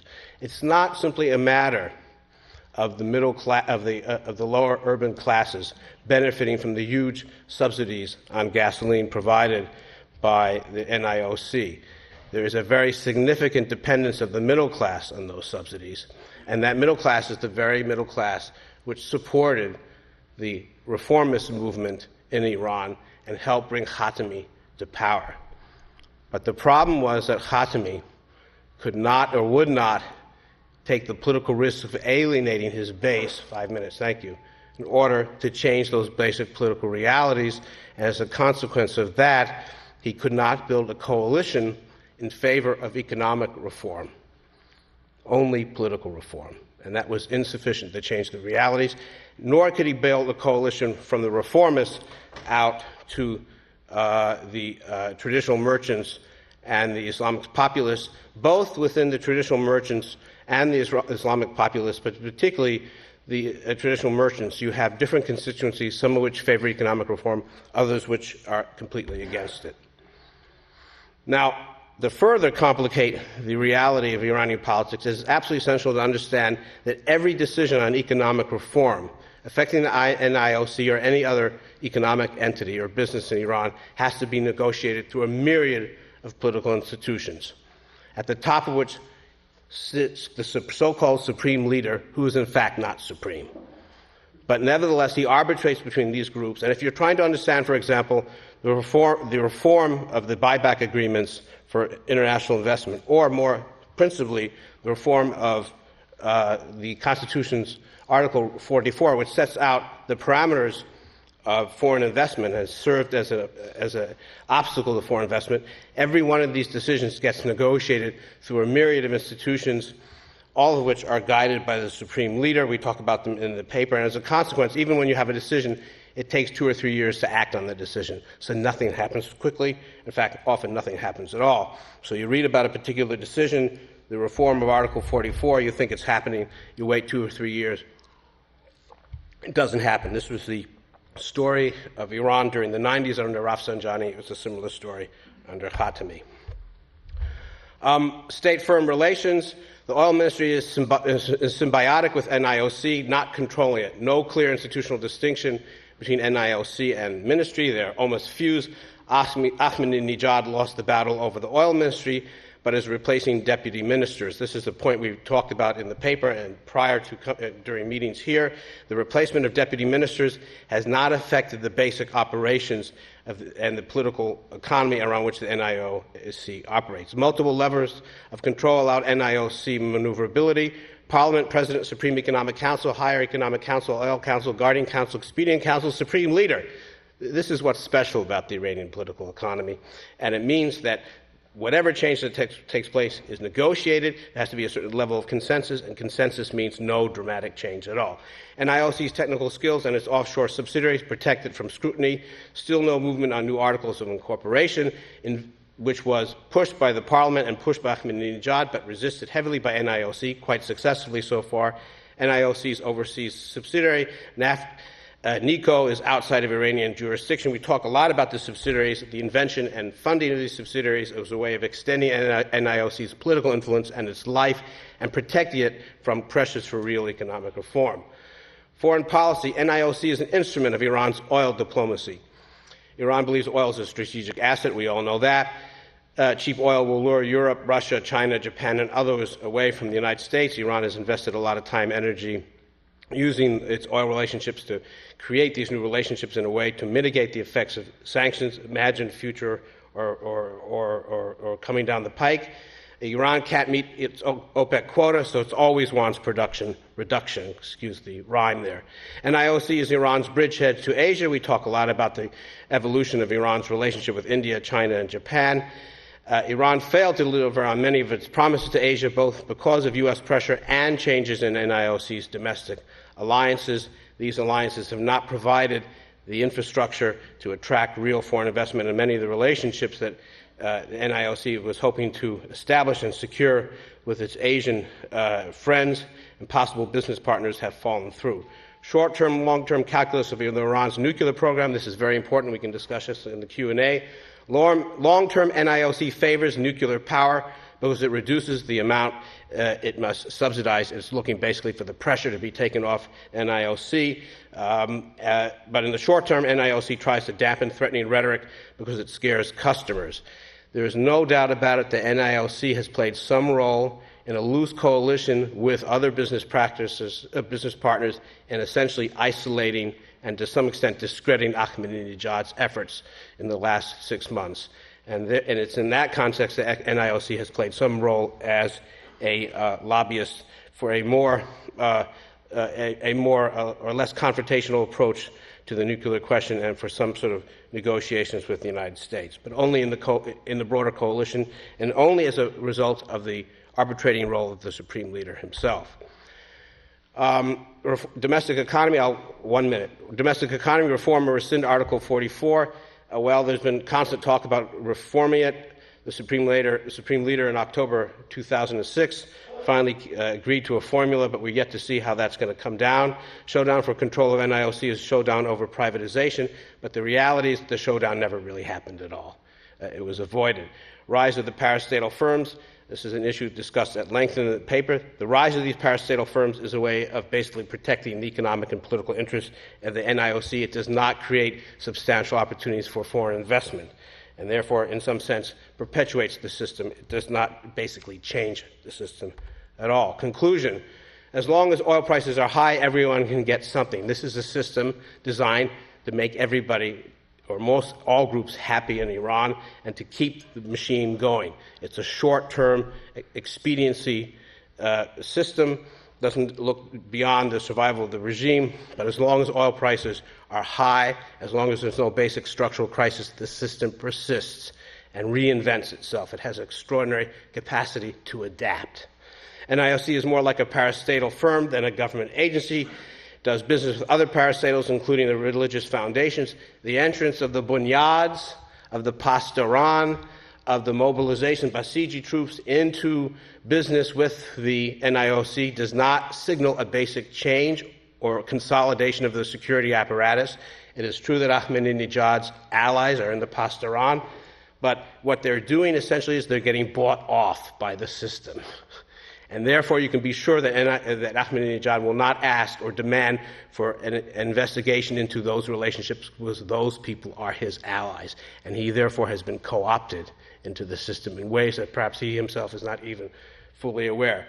Khamenei's role is to balance the system, and NIOC can resist pressure from Ahmadinejad, must respond to Khamenei. And the significant factor here is that by basically backing the pragmatists recently, both in rhetoric and in action, Khamenei has managed to put the NIOC in the position of being part of an alliance that is talking about a more pragmatic foreign policy, but nevertheless is not able to prevail in a substantial or dramatic way to change the course either of Iran's economic relations or more particularly of its relations with the United States. Thank you. Should I answer some questions? We're going to do it after the next speaker. Thanks. Okay. Our next speaker will be speaking on NIOC upstream strategies. Koichiro Tanaka. Where's yours?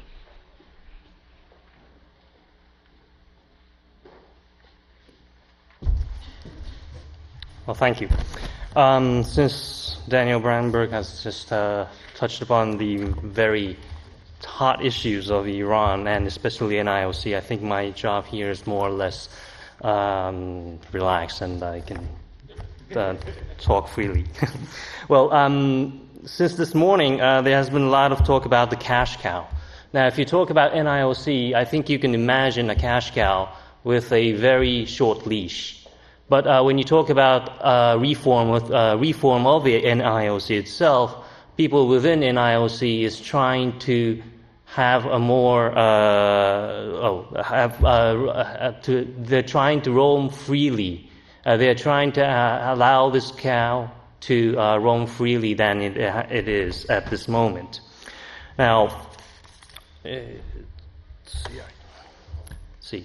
The upstream development strategy of the NIOC itself is not that difficult, and it's just quite obvious that it needs to maximize the foreign currency in earnings, and at the same time it has to optimize the domestic energy consumption.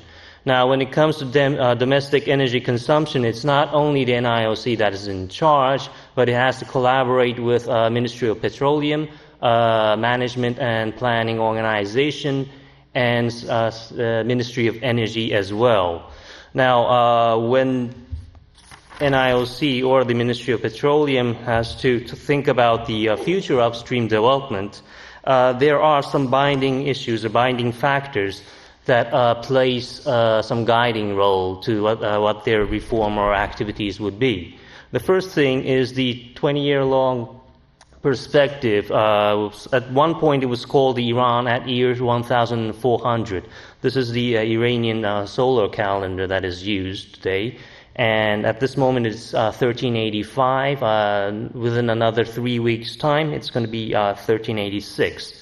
So it started as Iran at the year of 1400, how Iran would look at that moment and what Iran would want to achieve. Then it comes the 5-year development plans. Ever since 1989, there has been successive 5-year development plans to be implemented. Now, at this moment, this is the fourth term of this development plan that is implemented. But as you can see, there are no major changes, just like Daniel Brandenburg has just mentioned.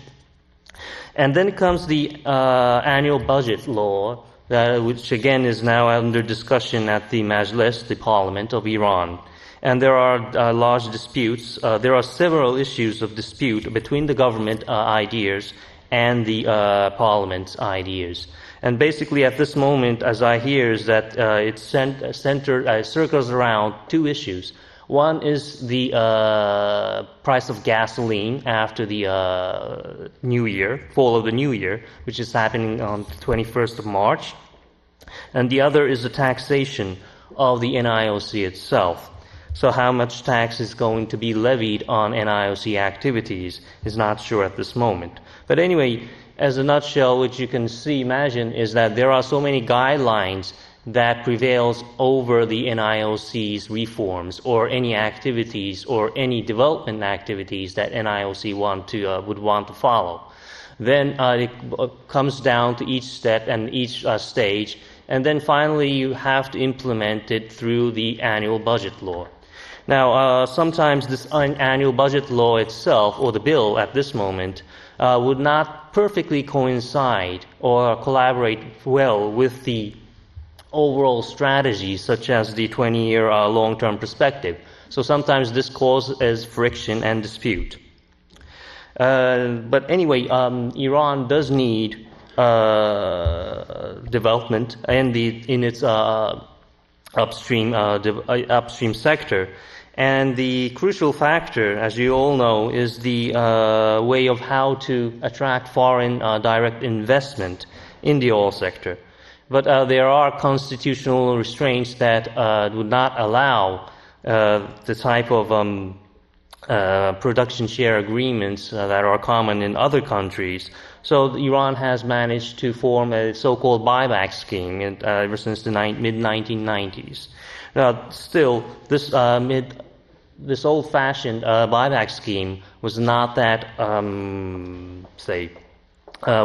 attractive for the IOCs to follow. So still, Iran is in lack of the foreign direct investment that it requires for the development of oil and gas upstream activities. Now, I can give you a figure.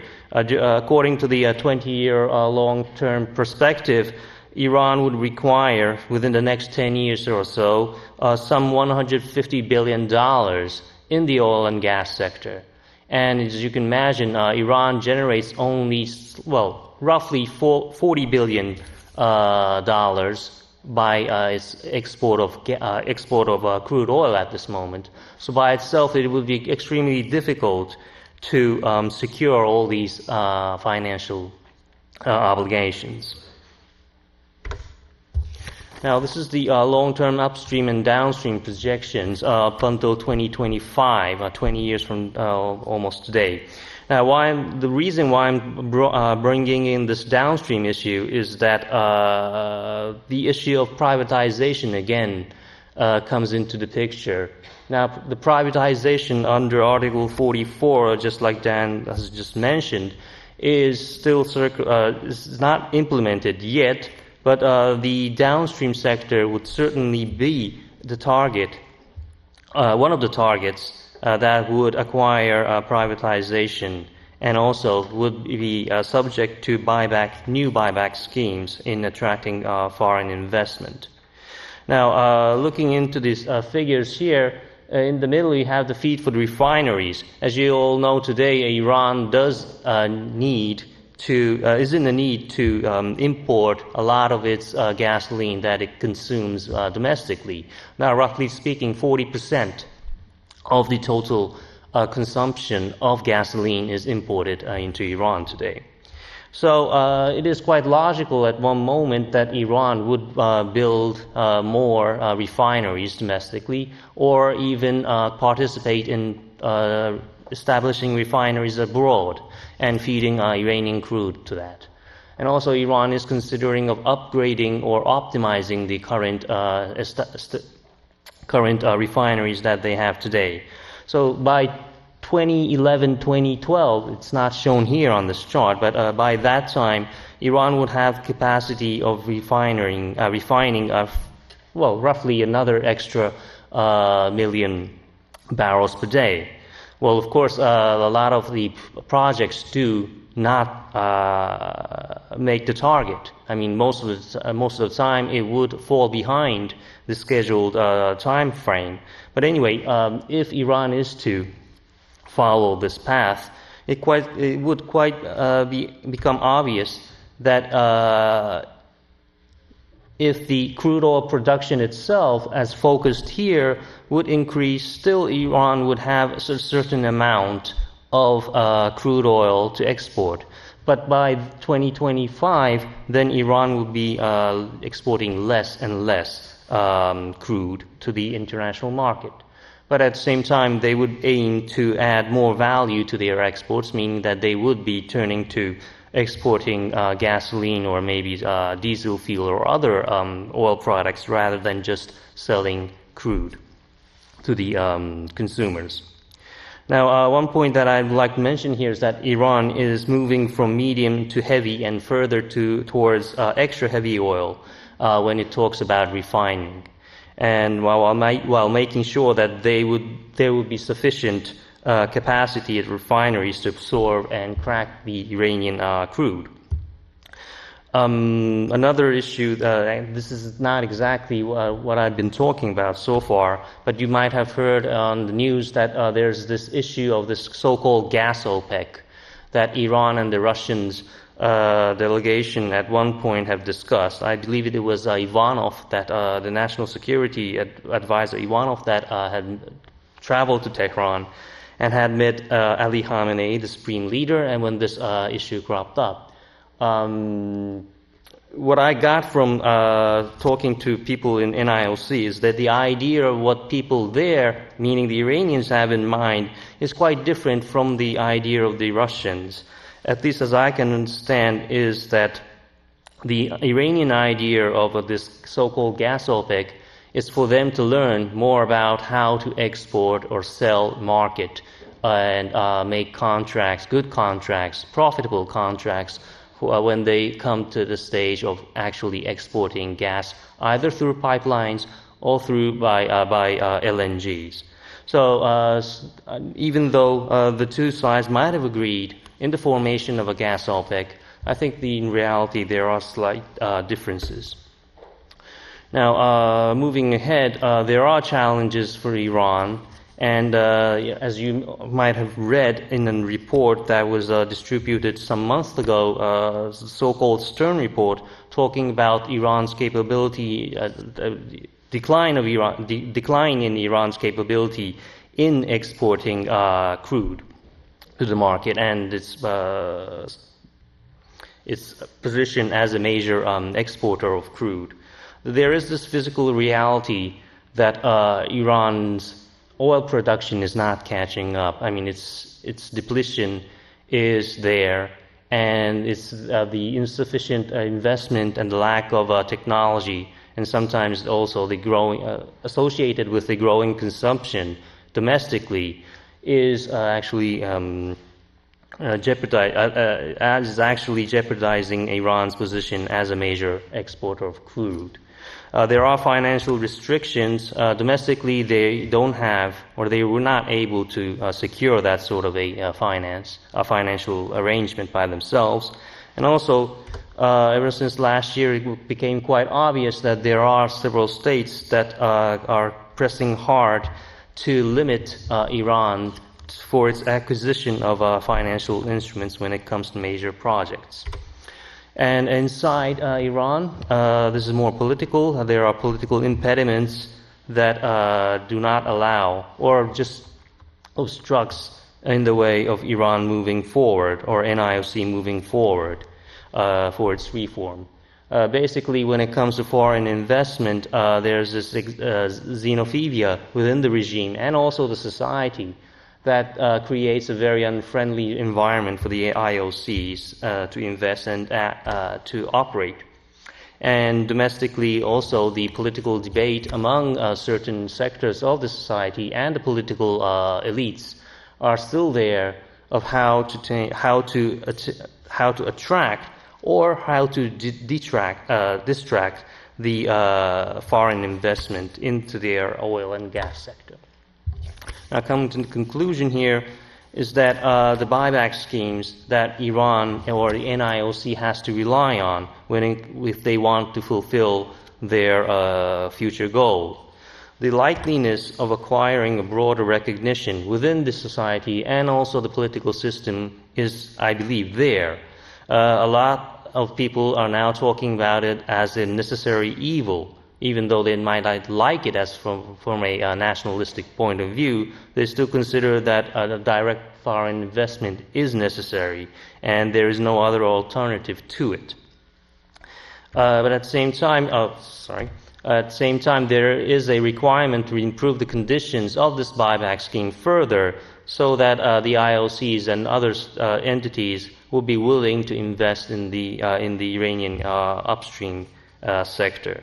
There have been several points discussed within the Majlis and other organizations which follow this amendment, but the trick is how to encourage the IOCs in introducing the latest technologies available by providing incentives for them to become responsible for the maximization of the overall production from the involved fields of activities. Now, this is the trick and the key.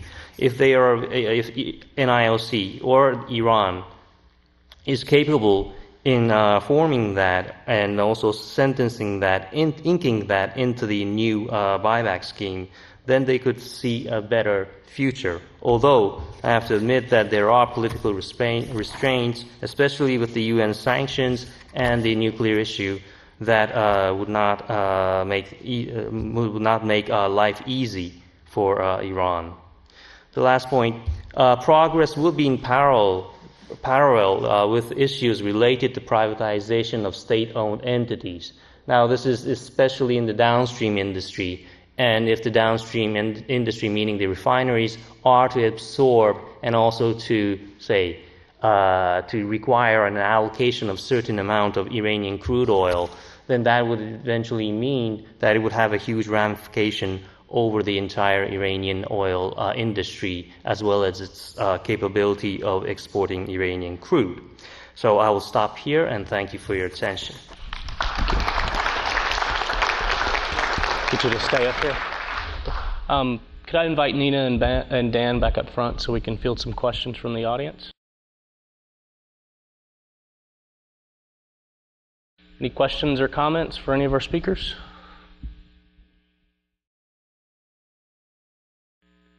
I have one question for the two Iranian experts. What sort of discussions are there internally for trying to remove the burden of this price subsidy? I mean, people talking about any other ideas, other tax offsets, or what sort of? Is there any discussion about it? Because it seems as though it's a very crippling. In the Majlis, there's constant debates. There's a new proposal for reducing the subsidies, but it's more discussion than action. It reminds me, when Rafsanjani became president in the early 90s, there was this constant discussion of the parameters of economic reform, of Article 44, of this and that, and what it came to very little. Now the situation is a little different right now, and the effect of sanctions is such that this is focused. This is a huge issue in Iran as well, but thus far I haven't seen a proposal for dealing with the subsidies that will dramatically change the basic realities. But they have come up with some sort of half-baked sort of solution that will reduce some of the costs and some of the pressure on IOC. But my sense is that it's going to be too little to make a major change in the way things are done. I'm not sure if you share that. No. In the end, I would share Dan's view. The only difference is that Iran is trying to do something, especially with the sanctions at place at this moment. The government or anybody who is looking for a change or any sort of a reform has a perfect, excuse, telling the public, so okay, we have the sanctions at this moment, so we have to move forward. no more cries, huge cry out of this issue. And they are going to, well, there could be some delays, but they are going to move forward with this rationalization of the gasoline, gas and diesel. And we discussed, in the paper itself, we discussed some of the details of the proposal.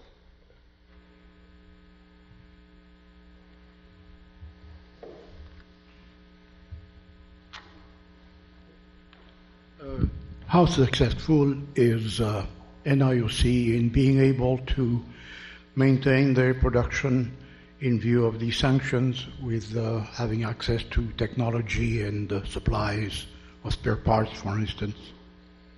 I think what's interesting is, and it's mentioned, but it's not a focus of our report, but what's mentioned several times is that even the unilateral sanctions have had a substantial effect on the NIOC's capacity to modernize. And the prospect of multilateral sanctions has really concentrated, and I think you're absolutely right in that sense, has concentrated the minds of not only NIOC directors, but the political leadership as well. And the gist of the criticism coming from the parliament, from all, by the way, all spectra of the political system, left, right, center, reformists, is that Ahmadinejad's rhetoric and his actions have really made it possible to create an international consensus in favor of sanctions, of more multilateral sanctions. So it's definitely had an effect, and it's going to have more of an effect. And that is why, by the way, parenthetically, first of all, I don't believe that there's going to be an attack on Iran, a military attack from the United States against its nuclear facilities. But I do think that the Bush administration has concluded that actually sanctions work, and that if it can keep Russia and China